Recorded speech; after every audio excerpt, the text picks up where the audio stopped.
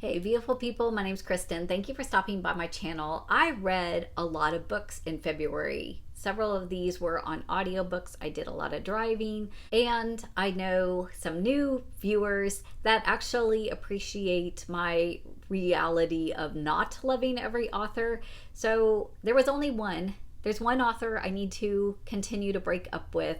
It's an author that I actually started reading back in the 90s, loved his work, read probably 6 books, I believe, by him, and then hadn't for a long time. But one was on my mom's shelf, and I read it, and I'm going to tell you about it. And that's John Grisham, The Boys from Biloxi. I did, spoiler alert, not finish this. So I don't like it. I don't think I get on with John Grisham anymore.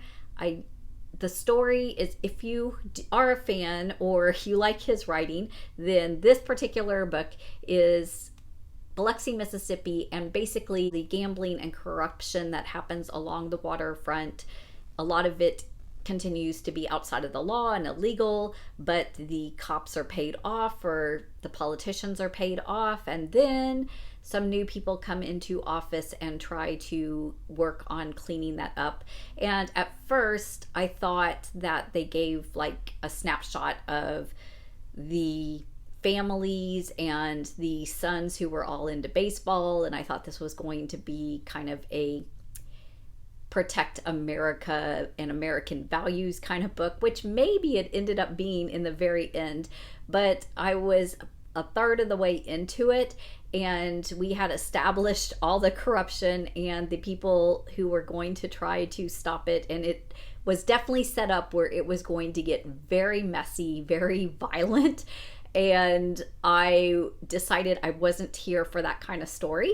But if you like that kind of suspense story that has a lot of grittiness and kind of fighting and gangster and good guy versus bad guy, this may be the book for you. But yeah. But I no longer think this is an author that I will pick up. So, and sadly, another author I need to break up with. I did read Dinner with the President. This is a nonfiction documentary of a gentleman. I thought he was actually working in the White House, but he just interviewed and did extensive research on those who were in the White House. And he went all the way back and found records of George Washington and the first founders, and went all the way through Biden. So this book came out when President Biden was still in office. So looking back through all of that, he said that he actually looked at every single president. 26 made the book as far as a story or several stories about what does it mean to have hospitality in the White House. Did they choose New China? Did they offer a lot of hospitality to a lot of different ambassadors, or were they more to themselves and that wasn't their thing? What were their favorite foods? What changed as far as eating habits for each family? How did they approach in a more formal high society versus a real casual come family style to the table? And all of that was very interesting. There's a lot of pictures, there's a lot of fun stories. I was super into it, super enjoying it, all the way up to President Trump and Biden, which obviously had very, very strong opinions of this author on both of those particular presidents that felt very biased and jaded and not as enjoyable. He seemed much more fair in explaining the pros and cons, even in the very beginning when there was obviously slaves doing a lot of the hospitality. Even then, he treated that very diligently and humbly and correctly, giving credit where credit was really due. But then it got very heavy-handed politically at the end. It took away from my enjoyment. But the final chapter in the book that ties it all up and talks about hospitality and about meeting at table brings together the possibility for a deeper connection, for more camaraderie, for more humanness. And that's really what's missing. And that's why I kind of got a little bit put out at the end when it seemed so divided. But maybe that's why he got so frustrated as an author, was that that's the way our society has gone, so divided, and that we need to learn how to come together. Back to like Hamilton, if you've seen the musical, there was a meal, right, that's gathered for the famous dinner, trying to get the sides together on where the capital is going to be and how are we going to pay off the debts of the war. Those were kind of the two big issues, right? And so can we come to table again? So that I appreciate. So overall, I thought it was maybe even going to be a 5-star book, but it'll end up being like a 4. Then when I was on my political kind of thoughts and drives, I had picked up My Life by Bill Clinton, and then I found an abridged audio version with him, President Clinton, narrating. So I listened to that, and actually I'm really glad I did, because this is a chunker, y'all. So an abridged account in his own words with his own voice and emotion in his voice was exactly what I needed. And I really appreciated kind of revisiting the things that happened in history during his presidency. And I actually have come to really appreciate, as I've read a lot of the diaries of our presidents, just their own struggles with trying to get things done that were close to their heart and understanding what was close to their heart, and then their frustrations with the way that our government can't seem to come to terms and get things done together. I think if everybody just was in one another's heads and hearts and minds, and we could somehow hold on to the compromises of the spirit of what we agree on, maybe we could not have all or nothing. That would be outstanding. Switching gears, The Berry Pickers. This was recommended and my chosen book by y'all for my reading for the month of February, and I couldn't be happier. I love this. This is 5-star for me. So Amanda Peters wrote this beautiful account of a family that were migrant workers from Canada down into Maine, and they were the berry pickers, and their 4-year-old daughter disappeared, and they continued to hold out hope and look for her, and the community and the happenings around that, and just the reflection on this particular group of workers, this particular way of society, how things are handled and treated. And it has multiple perspectives of the different people in the story. It's a beautiful, beautiful book. So totally 5 stars. Love that. I also read J.R.R. Tolkien's The Fall in Numenor.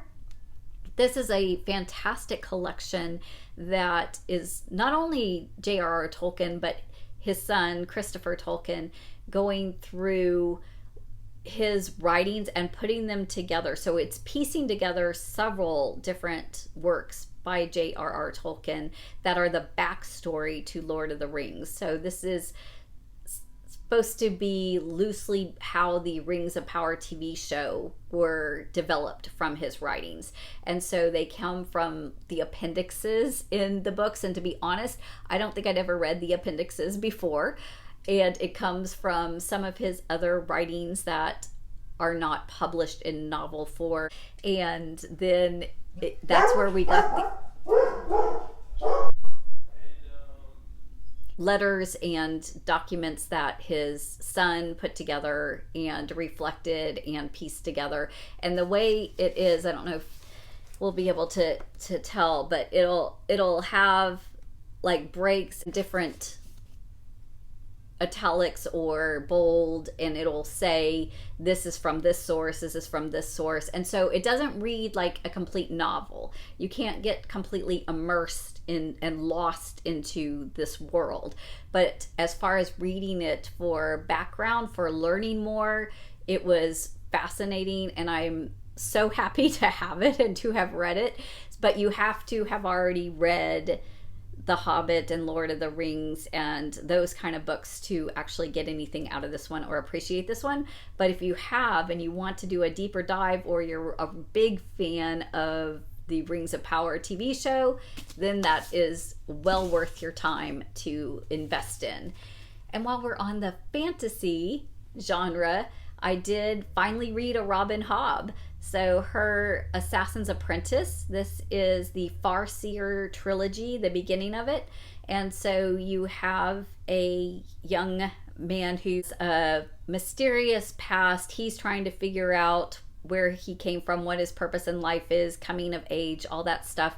And of course, he becomes an apprentice to become an assassin, and what all is involved in that, particularly with his ties into the royal family.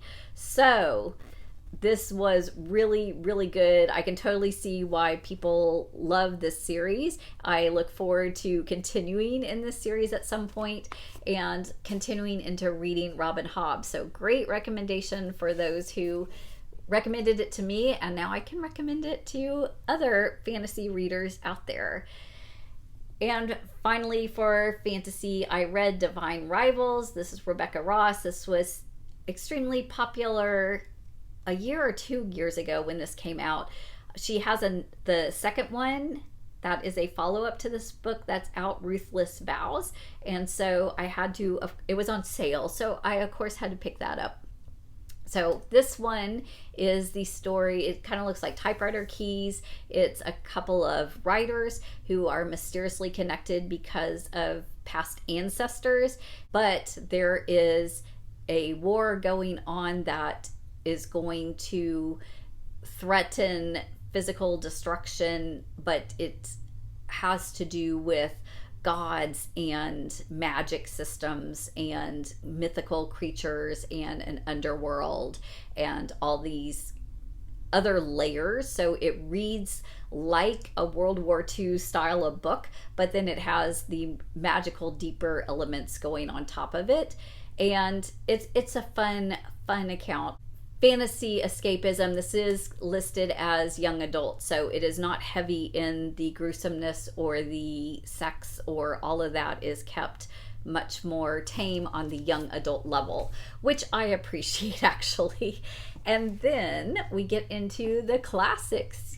So for the classics, I read Elizabeth Gaskell's Wives and Daughters, which I had been warned this is not, she died in the writing of this book, but it was 90% complete. And she had her notes and had talked to people about what the ending was going to be.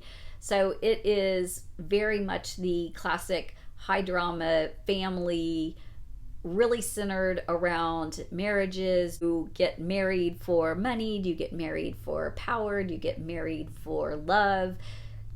Who is going to go off and make their own way? All these kind of family dynamics that, you know, go back and forth. But the drama, there's just so much like soap opera drama, and I'm totally here for it. It was like so much fun when you are in the mood for that classic. Continues to not disappoint. And I think the ending was satisfying, and I think Elizabeth Gaskell would probably have been okay with it based on the fact of the little introductory talking about her notes and who she had talked to about it. I think it was probably the ending that she would have approved of. Another classic that I read, super short little essay called The Comet, W.E.B. Du Bois, a Black author, for starting into my Black History Month kind of reading. I have a lot to talk about for that, but this is an account that's a little bit dystopian, apocalyptic account of what could be, but very much giving a nod to political commentary. So I can't say too much about it because it's literally like 20 pages, but it's a fun read. And if you haven't read a lot of his writings, I think it's very much a good introduction to his writings.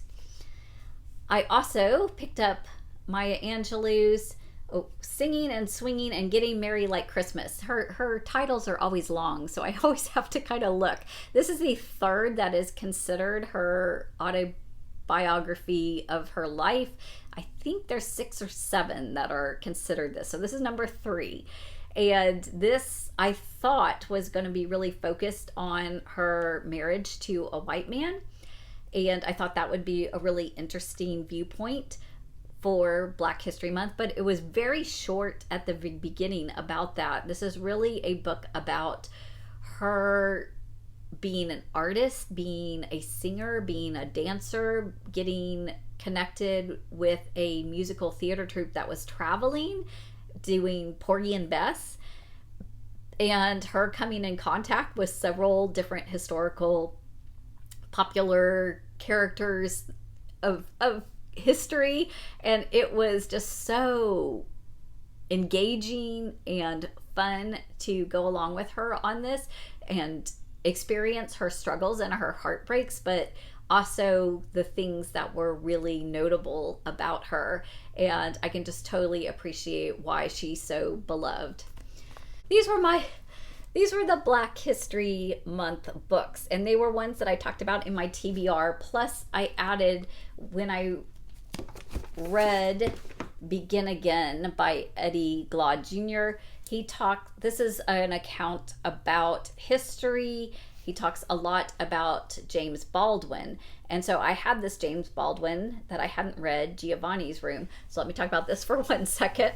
So he was not only a Black author, but a gay Black author, which was very not acceptable in the times that he was writing. And so this was a controversial book that basically told the story of a writer who is gay over in Paris, which James Baldwin was. So he didn't call it, this is a book that I actually experienced, and I'm sure he changed the names and some of the events, that it wasn't completely his own story, but certainly he experienced the ups and downs and struggles that were happening in this book.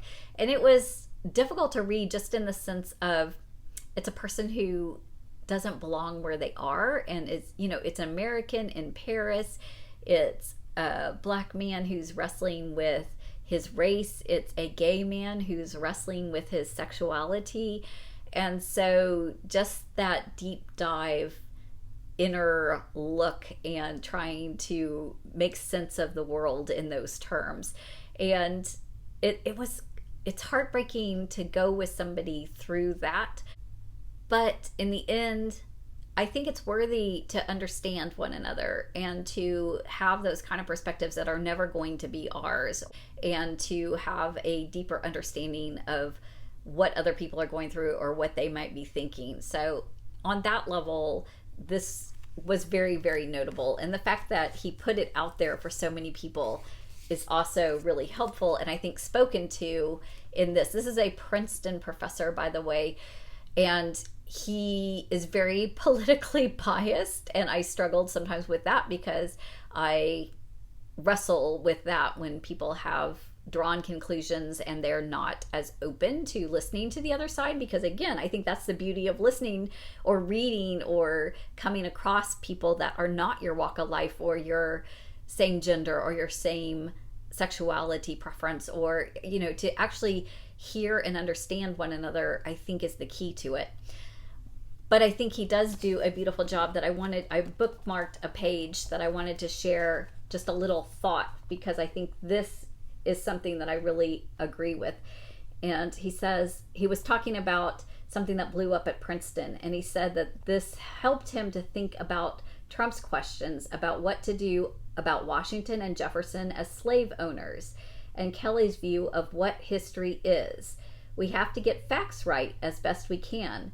Otherwise, history becomes what Du Bois referred to as lies agreed upon. We can't just casually leave out the facts that complicate how we might see a historical personality or view a historical event.